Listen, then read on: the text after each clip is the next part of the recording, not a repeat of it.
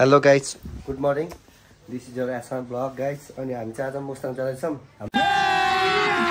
अभी मजा आएगा ना भिडो। यता छन्, हाई भन्नु न। अनि हामी चाहिँ अहिले रेडी हुँदैछौँ। अहिले चाहिँ पोखरा हो गाइज। हामी चाहिँ अहिले पोखरा ठ्याक्कै लेक साइडमा छौँ। अनि यता छ हाम्रो सामान होइन।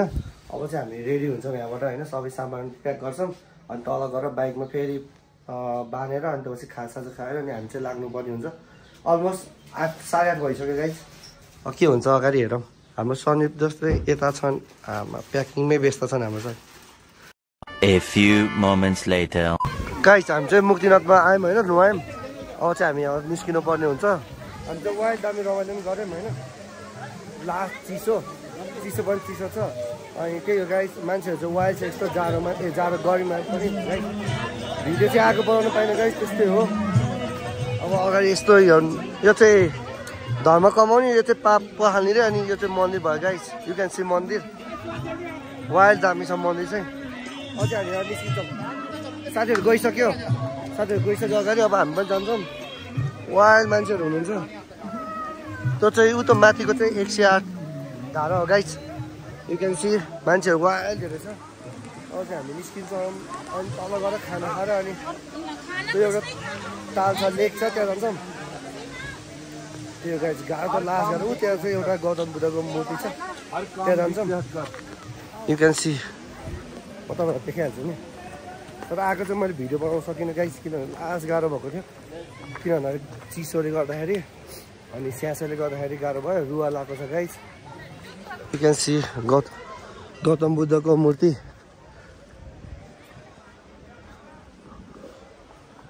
केटाहरू चाहिँ अगाडि गएको छ। अनि साथी एकजना चाहिँ पछाडि छ। वाइल्ड जाने यहाँ। अब एकछिनमा हावा चल्छ। यहाँ चाहिँ 12 बजेपछि चाहिँ लास्ट हावा चल्छ अरे। You can C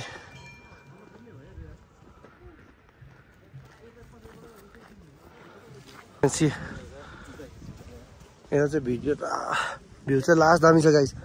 you can see also म हेर्नु गाइज भ्यू। यो चाहिँ मुस्ताङको बजार हो, तलपट्टिको छ गाइज। यु क्यान सी मुस्ताङको बजार।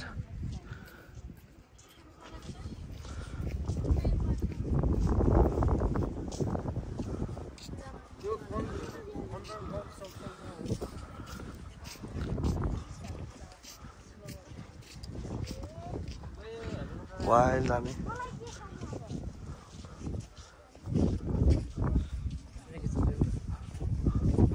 दामी छ गाइज। यहाँबाट चाहिँ भ्यू त यहाँबाट चाहिँ देखिँदो रहेछ वाइल्ड दामी। यो बुद्धको चाहिँ यु क्यान सी।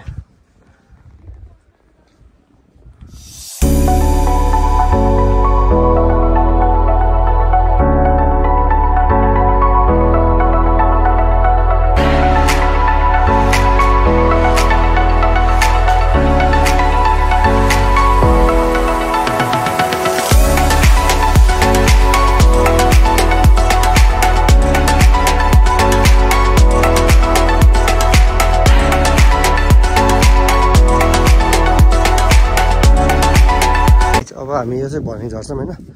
अघि भर्निङबाट लास्ट गाह्रो भएको थियो हामीलाई चाहिँ। अहिले चाहिँ हावा पनि चलेको छ, लास्ट चिसो हावा चलेको छ।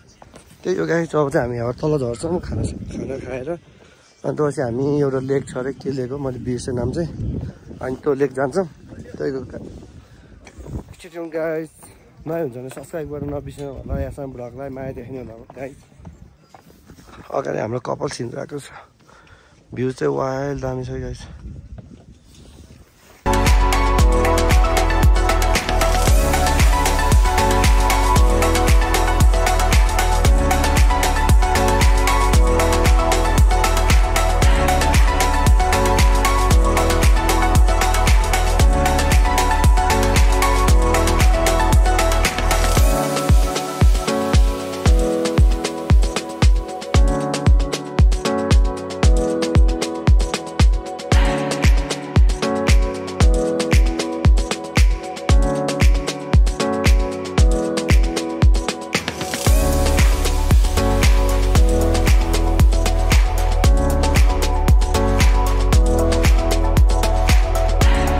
You can see जेरी गल्ली है। यो चाहिँ जेरी गल्ली हो।